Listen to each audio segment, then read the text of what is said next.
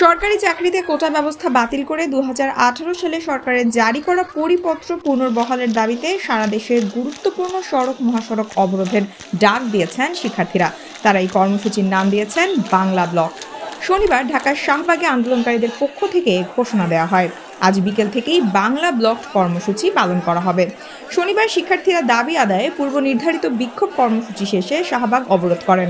অবরোধের কারণে শাহবাগ মোড় দিয়ে সব ধরনের যান চলাচল বন্ধ থাকায় তীব্র যানজট তৈরি হয়। অবরোধ তুলে নেয়ার আগে আন্দোলনের প্রধান সমন্বয়ক ঢাকা বিশ্ববিদ্যালয়ের শিক্ষার্থী নাহিদ হাসান বলেন, রবিবার বিকেল থেকেই বাংলা ব্লক কর্মসূচি ঘোষণা করা হলো।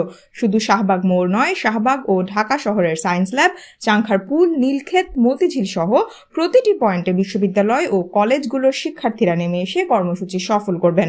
ঢাকার বাইরের জেলা ও বিশ্ববিদ্যালয় পর্যায়ে শিক্ষার্থীরাও মহাসড়ক অবরোধ করবেন।